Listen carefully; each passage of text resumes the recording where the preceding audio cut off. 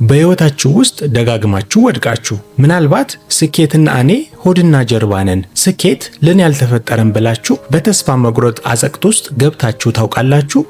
ይህ ዛሬ የምነግራችሁ ታሪክ በህይወቱ 7 ጊዜ ሙሉ የሞከረው ነገር ከሽፎበት ያለውን ሀብት በሙሉ አጥቶ በይፋ ከስፎና መኖሪያ ቤት አጥቶ ጎዳና ላይ ከወደቀ በኋላ በማይታመን ሁኔታ የ10 ሚሊዮን ዶላር ኩባንያ የገነባ የአንድ ድንቅ ኢትዮጵያዊ ወጣት ታሪክ ነው። ስሙ ዳግማዊ ይባላል።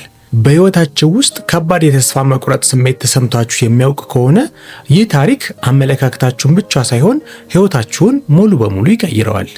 ወደ ዋናው ሐሳብ ከመግባታችን በፊት ግን አንድ ጥያቄ ልጠይቃችሁ።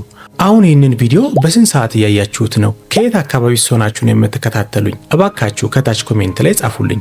ለተጨማሪ አስተማሪ ቪዲዮዎች ቪዲዮውን ላይክ ማድረግና ቻናላችንን ሰብስክራይብ ማድረግንም አትርሱ። አሁን ህይወቱን ወደሚቀይረው ጥልቅ ታሪካችን እንለፍ። የዳግማዊ የህይወት ጉዞና የመጀመሪያው ውድቀቶች።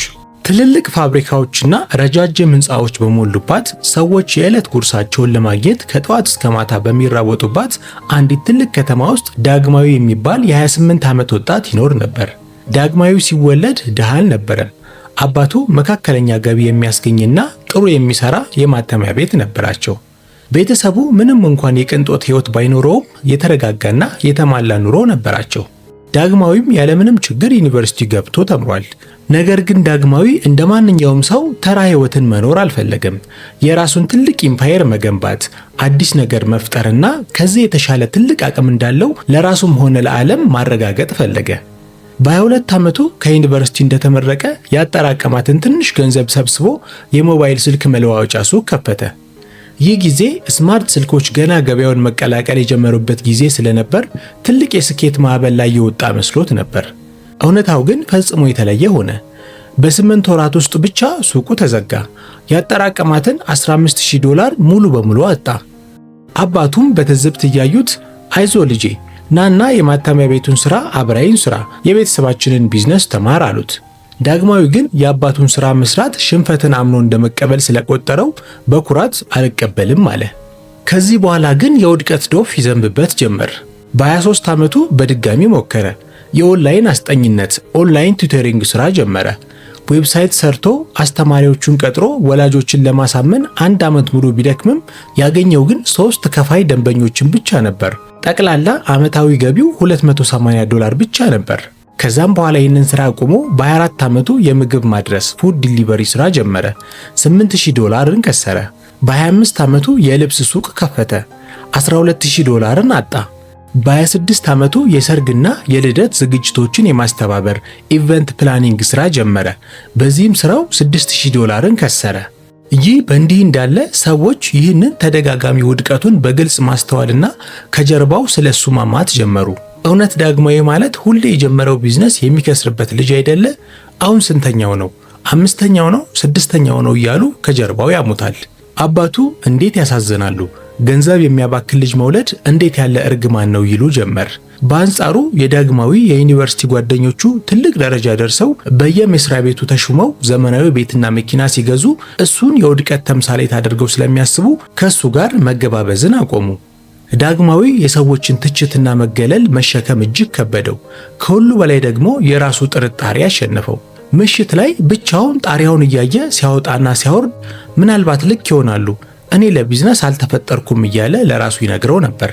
ምናልባትም እውነታውን ለመቀበል የከበደኝ አቅሜል የማላውቅ ግትር ሰው ሆን እያለ በሐሳብ ይወዘወዝ ጀመር። ያጠራቀመው ገንዘብ አልቋል። የባንክ ዕዳ ተከማችቶበታል። ገንዘብ ያበደሩት ዘመዶቹ ስልክ ማንሳት አቁመዋል። የመጨረሻው የውድቀት ጫፍና የጨለማው ምሽት።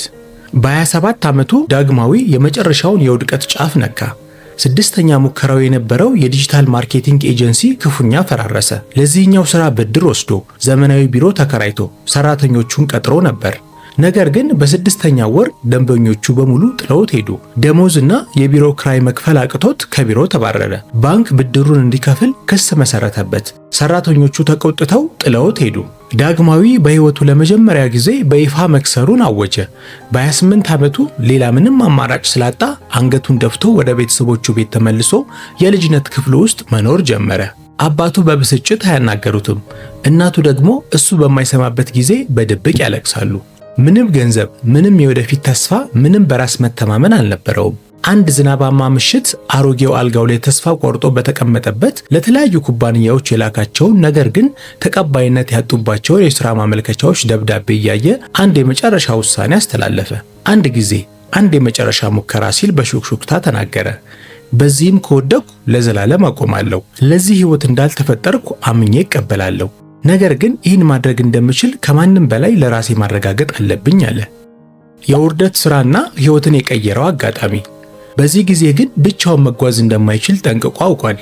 ሥራ ለመጀመር ካፒታል ያስፈልገው ነበር። ነገር ግን 7 ጊዜ ለከሰረና በይፋ መክሰሩን ለተመዘገበ ሰው ማንም ባንክ አያበድርም። ስለዚህ ክብሩን ዝቅ አድርጎ እጅግ ውድ ሬስቶራንት ውስጥ አስተናጋጅ ሆኖ ተቀጠረ። በየምሽቱ ስኬታማ የሆኑ የቢዝነስ ሰዎችን፣ የኩባንያ ባለቤቶችን ያስተናግዳል። እነሱ ስለ ትልልቅ ኢንቨስትመንት፣ ስለ ገበያ መስፋፋትና አዳዲስ እቅዶችን ሲያወሩ እሱ ዝም ብሎ ያዳምጣል። ወደ ቤቱ ሲመለስ ግን የተሸናፊነት ስሜት አንጀቱን ይበለዋል። እኔ ስኬታማ ለሆኑ ሰዎች ውድ ምግብ ከማቅረብ ያለፈ ሚና የለኝም እያለ ራሱን ይወቅሳል። አንድ ምሽት አቶ ሰለሞን የተባሉ የ60 ዓመት ጎልማሳና በከተማው ውስጥ ትልልቅ ኩባንያዎች ያላቸው በራሳቸው ጥረት ሚሊዮነር የሆኑ ቋሚ ደንበኛ መጡ። ዳግማዊ ምግባቸውን ሲያቀርብላቸው አቶ ሰለሞን ቀና ብለው ተመልክተውት አንተ አስተናጋጅ ለመወሰን ማሰብህ በጣም ብልህ ነህ። ለሳምንታት ስከታተልህ ነበር። የሰዎችን ንግግሮችን በጥሞና ትሰማለህ። ብልህ ጥያቄዎችን እየጠየቅ እየተማርክ ነው። ታዲያ እዚህ ምን ትሰራለህ አሉት። ዳግማዊ በድንጋጤ ደንዝዞ ቆመ። ትንሽ ካመነታ በኋላ እውነቱን መናገር መረጠ።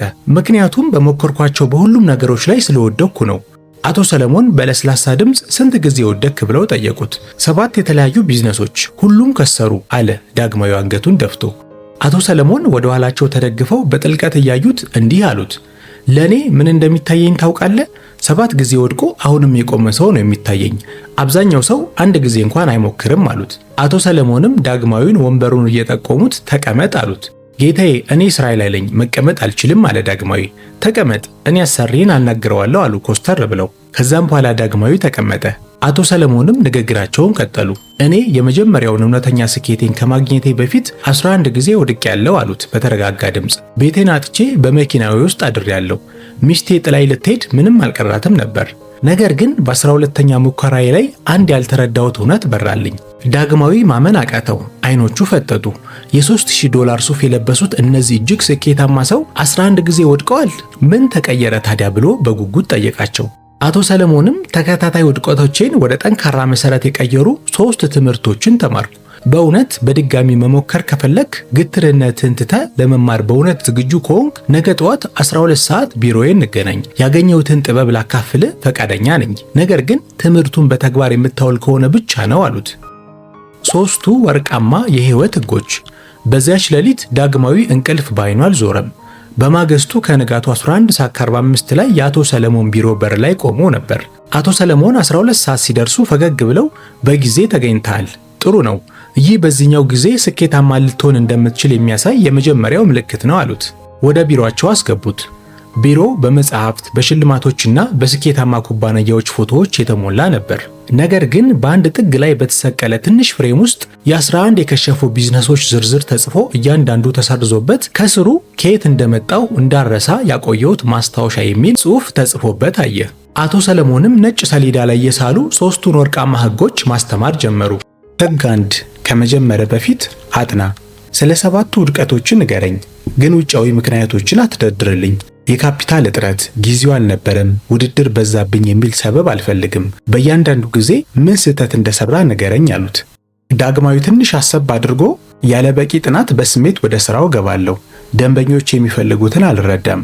ገበያው ሳይረጋጋ ገንዘብ ያልቃል አለ። አቶ ሰለሞን አቋረጡት። ቆይ አሁን የነገርከኝ አንድን ስህተት በ7 የተለያዩ መንገዶች ነው። የችግር ስም ያለ ዝግጅት የሚመጣ ስሜታዊነት ይባላል አሉት። ዳግማዊ ቤት የሰራ እንደሆነ አስብ። ስለ ቤቱ ውበት፣ ዲዛይንና ዕቃዎች በጉጉት ታስባለህ። ነገር ግን መሰረቱን መቆፈር ትዘላለህ። በስሜት ብቻ ግድግዳ መገንባት ትጀምራለህ። ሰሌዳው ላይ የሚፈርስ ቤት ስለው አሳዩት። ቤቱ በተደረመሰ ቁጥር ዕቃውን፣ አየሩን፣ ሰራተኛውን ትወቅሳለህ። እውነተኛ ችግሩ ግን መሰረት አለመኖሩ ነው አሉት። ለቀጣዩ ስራ ከመጀመር በፊት ለ3 ወራት ያህል ስለ ገበያው፣ ስለ ደንበኞችና ስለ ተወዳዳሪዎች በደንብ አጥና። 3 ቀናት አይደለም፣ 3 ወራት። ብዙ ሰዎች ስሜትንና እውነተኛ እውቀትን ያደናግሩታል አሉት። ህግ 2 ለ18 ወራት ቁርጠኛ ሁን። ቢዝነሶች ሁሉ ቶሎ የከሰሩት ለምንድን ነው ብለው ጠየቁት። ገንዘብ አለቀብኝ፣ ስሜቴ ጠፋ፣ ደንበኛም ቶሎ አልመጣ አለኝ አለ። ትክክል። ምክንያቱም 6 ወር ሳይሞላ የስኬትን ፍሬ ለመብላት ፈልጋል። ህይወትን የሚያተርፍልህ አንድ ሚስጥር ልንገርህ። ማንኛውም እውነተኛና ዘላቂ ቢዝነስ ትክክለኛ ለውጥ ለማምጣት ቢያንስ 18 ወራት ይፈጅበታል። ሰሌዳው ላይ ትልልቅ ቁጥሮችን ጻፉ። ከ1 እስከ 6 ወራት ያለው ጊዜ የመማርና የሙከራ ጊዜ ነው። ከ7 እስከ 12 ወራት አነስተኛ ለውጥን ግን አሁንም ትግል ያለበት ጊዜ ነው። ከ13 እስከ 18 ወራት ትልቅ መሻሻልና ብርሃን የሚታይበት ጊዜ ነው። ከ19 ወራት በኋላ ግን ፈጣን እድገት ይመጣል አሉት። ስለዚህ ገንዘብ ቢያልቅብህ፣ ተስፋ ብትቆርጥም፣ ምንም ለውጥ የሌለ ቢመስልህም ለ18 ወራት ላለማቋረጥና በየቀኑ ለመስራት ቃል ግባ። ይህን ማድረግ ትችላለህ አሉት። ዳግማዊ የጥያቄውን ክብደት በልቡ አዳመጠው። በህይወቱ ለአንድ ነገር ለ18 ወራት ታግሶ አያውቅም። በዝቅተኛ ድምፅ አዎ እችላለሁ አለ። ህግ 3 አንድን ነገር ከማንም በተሻለ ስራ። 7ኛው ቢዝነስ ዲጂታል ማርኬቲንግ ነበር። ለምን እንደወደቀ ታውቃለህ? ደንበኛ ስላጣህ አይደለም። ሁሉንም ነገር በአንድ ጊዜ ለመስራት ስለሞከርክ ነው። ሶሻል ሚዲያ፣ ዌብሳይት ዲዛይን፣ ኢሜል ማርኬቲንግ፣ ቪዲዮ ኤዲቲንግ። በዚህም የተነሳ በሁሉም ነገር መካከለኛ ሆንክ እንጂ በአንዱም የላቀ አልነበርክም አሉት። ከዚህ ይልቅ አንድ ነገር ብቻ መርጠ ማንም ሊወዳደር በማይችልበት ደረጃ ጎበዝ ሁን። ሰዎች አይናቸውን ሊያነሱብህ እስከማይችሉ ድረስ በአንድ ነገር ላይ ብቻ ብቁ ሁን አሉት። አቶ ሰለሞን ማስታወሻቸውን ዘጉ። ለቀጣይ 3 ወራት በነፃ አማክርሃለሁ። በየሳምንቱ ቅዳሜ ጠዋት 12 ሰዓት እዚሁ ትመጣለህ። ገበያን እንዴት ማጥናት፣ ማቀድና መሰረት መገንባት እንዳለብህ አስተምርሃለሁ። ከዚያ አንድ አገልግሎት ብቻ መርጠህ ትጀምራለህ። ለ18 ወራትም ምንም ቢፈጠር አታቋርጥም። ነገር ግን ከ18 ዓመት በፊት ካቋረጥክ ዳግመኛ ፊቴን እንዳታይ። የራሳቸውን አቅም ለሚያባክኑ ሰዎች የማጠፋው ጊዜ የለኝም አሉት። ተስማማን አሉት። ዳግማዊ እጁን ዘርግቶ ተስማምቻለሁ አለ። የ18 ወራት አስገራሚ ጉዞ። ለቀጣዮቹ 3 ወራት የዳግማዊ ህይወት ሙሉ በሙሉ ተቀየረ። ቅዳሜ ጠዋት ሁሉ ከአቶ ሰለሞን ጋር ገበያን አጥብቀው ያጠናሉ። የድሮ ውድቀቶቹን እየገመገሙ ትምህርት ይወስዳሉ። በመጨረሻም ዳግማዊ የትኩረት አቅጣጫውን መረጠ። ለቴክኖሎጂ ኩባንያዎች ብቻ በሊንክዲን የደንበኛ ማፈላለግ ሊድ ጄኔሬሽን ስራ። አንድ አገልግሎት ለአንድ ኢንዱስትሪ ብቻ መረጠ። ለ3 ወራት ምንም ስራ ሳይጀምር ስለ ሊንክዲን አልጎሪዝም፣ ስለ ቴክኖሎጂ ኩባንያዎች ችግር፣ ስለ ተወዳዳሪዎች ስልት ሌሊትና ቀን አጠና። አባቱ አሁንም ጊዜውን እያባከነ ነው ብለው አሰቡ። 3 ወር ሙሉ ምንም ገቢ አልነበረውም። ነገር ግን የህግ አንድን ትምህርት አስታወሰ። ከመገንባት በፊት መሰረት ይቅደም። በ4ኛው ወር ስራውን በይፋ ጀመረ። ዌብሳይትም ሆነ ቢሮ እንዲሁም ሰራተኛ አልነበረውም። እሱ ላፕቶፑና አንድ ጠንካራ ቃል ኪዳን ብቻ ነው ያሉት። በወር 20 ጥራት ያላቸው ደንበኞችን አመጣላችኋለሁ፣ ይህን ካላደረኩ አትከፍሉኝም የሚል። የመጀመሪያው ደንበኛው አንዲት አነስተኛ የሶፍትዌር ኩባንያ ነበረች። ክፍያውም በወር $500 ነው። እናቱ በመጨረሻ የልጇን ገቢ አይታ በደስታ ለቀሰች። ዳግማዊ ግን ይህ ገና ጅማሮ መሆኑን ያውቅ ነበር። ምክንያቱም ገና ለ18 ወራት ቃል ገብቷልና። በ5ኛው ወር ያው አንድ ደንበኛ በወር $500 ለምግብ እንኳን አይበቃውም ነበር። በ6ኛው ወር 2 ደንበኛ በወር $1000። በ7ኛው ወር አንዱን ደንበኛ አጣ። ተመልሶ ወደ $500 ወረደ። በዚህ ጊዜ የዳግማዊ አባት ሊታገሱት አልቻሉም። 8 ወር ሙሉ የምታገኘው $500 ብቻ ነው። ይህ እኮ የድሮ አዙሪትህ ነው፣ ማቆም አለብህ ብለው ተቆጡት። የድሮው ጥርጣሬ አእምሮውን ሊቆጣጠረው ሞከረ። አባቴ ልክ ቢሆንስ? ምናልባት ይህ 8ኛው ውድቀቴ ይሆን ብሎ አሰበ። ነገር ግን የአቶ ሰለሞንን ቃላት አስታወሰ። ከ1 እስከ 6 ወራት መማርና ሙከራ ነው። መስመሩ ላይ ነው። ይህ መንገድ አስቸጋሪ መሆን ነበረበት። በ9ኛው ወር 3 ደንበኞች በወር $1500። በ10ኛው ወር 5 ደንበኞች በወር $2500። በ11ኛው ወር 7 ደንበኞች በወር $3500 ያገኝ ጀመር። ምንም እንኳን ዕዳውን ለመክፈል ከቤት ለመውጣት በቂ ባይሆንም አንድ ትልቅ ለውጥ ግን ታይቷል። ደንበኞቹ አብረውት ጸንተዋል። እውነተኛ ውጤት እያገኙ ነበር። ስሙም በበጎ እየተነሳ ነበር። በ13ኛው ወር አንዲት መካከለኛ የቴክኖሎጂ ኩባንያ በወር $3000 ቀጠረችው። ኮንትራቱን ሲፈራረም በደስታ አለቀሰ። በ14ኛው ወር ያቺ ኩባንያ ለሌሎች አስተዋወቀችው። ድንገት ወርሃዊ ገቢው $8000 ደረሰ። በ15ኛው ወር ገቢው $12000 ሲደርስ የመጀመሪያ ሰራተኛ ቀጠረ። ልክ ስራውን በጀመረ በ18ኛው ወር በወር $10000 የሚከፍል እጅግ ግዙፍ የሆነ የቴክኖሎጂ ኩባንያ ደንበኛ አደረገ። ጠቅላላ ወርሃዊ ገቢው $28000 ደረሰ። ዳግማዊ ከ2 ዓመት በፊት በውድቀት ተሰብሮ ተስፋ ቆርጦበት በነበረበት የልጅነት ክፍል ውስጥ ሆኖ ለአቶ ሰለሞን ደወለ። 18 ወራት አለ ዳግማዊ ድምፁ በደስታ እየተንቀጠቀጠ። ልክ ነበራችሁ 18 ወራት። አቶ ሰለሞን በኩራት ሳቁና አሁን ገና በተረጋገጠ ውጤት ትክክለኛ ስራ መጀመሩ ነው አሉት። በሁለተኛው ዓመት $400,000 ዓመታዊ ገቢ ሆነ። 5 ሰራተኞችንም ቀጠረ። በሶስተኛው ወራት ዳግማዊ $1.2 ሚሊዮን ሆነ ገቢው። የራሱ ትልቅ ቢሮንም አገኘ። ዕዳውንም ሙሉ በሙሉ ከፈለ። አባቱም በመጨረሻ በልጃቸው ኮርተው ፈገግ አሉ። ከአቶ ሰለሞን ጋር ቁርስ ከበላበት ከዚያች ታሪካዊ ቀን ከ5 ዓመታት በኋላ የዳግማዊ ኩባንያ $10 ሚሊዮን ዓመታዊ ገቢ ያለው 60 ሰራተኞች ያሉት በ3 ከተሞች ቢሮ የከፈተና በታላላቅ የቢዝነስ መጽሔቶች ላይ ስሙ የተጠራ ግዙፍ ተቋም ሆነ። ዳግማዊ አሁን በ33 ዓመቱ በትልልቅ የቢዝነስ ኮንፈረንሶች ላይ ቆሞ የህይወት ታሪኩን እያካፈለ ይገኛል። የዳግማዊ መልእክትና ማጠቃለያ። በአንድ ኮንፈረንስ ላይ ንግግር አድርጎ ሲጨርስ አንድ ወጣት ስራ ፈጣሪ ወደ ዳግማዊ መጥቶ አቶ ዳግማዊ እኔ እስካሁን 2 ጊዜ ወድቄያለሁ፣ እንደገና መሞከር አለብኝ ብለው ያስባሉ ሲል ጠየቀው። ዳግማዊ ፈገግ ብሎ ስኬትን ምን ያህል አጥብቀህ ትፈልገዋለህ? ከምንም በላይ እፈልገዋለሁ አለ ወጣቱ። እንዲያ ከሆነ አዎ መሞከር አለብህ። ነገር ግን ማንም የማይነግርህን እውነት ልንገርህ። ውድቀት መንገድ ማስቀየሪያ እንጂ የመንገዱ መጨረሻ አይደለም። ሰዎች ስኬታማ ስራ ፈጣሪዎች ፈጽሞ ያልወደቁ ይመስላቸዋል። እውነታው ግን እኛ ከማንም በላይ ብዙ ጊዜ የወደቅን ነገር ግን ተስፋ ያልቆረጥን ሰዎች ነን። እኔ አማካሪዬን ከማግኘቴ በፊት 7 ጊዜ ወድቄያለሁ። ነገር ግን እነዚያ 7 ውድቀቶች 7 እጅግ ውድ የሆኑ ትምህርቶችን አስተምረውኛል። 8ኛውን ቢዝነስ ስጀምር የድሮዎቹን 7 ስህተቶች አልደገምኩም። አዳዲስ ስህተቶችን ሰራው፣ ከነሱም ተማርኩ። ስለዚህ አንተም እንደገና መሞከር ከፈለክ እነዚህን 3 ነገሮች እንዳትረሳ። አንደኛ፣ ከመጀመር በፊት አጥና። ያለ ዝግጅት የሚመጣ ስሜት እጅግ ውድ የሆነ የከንቱ ተስፋ ነው።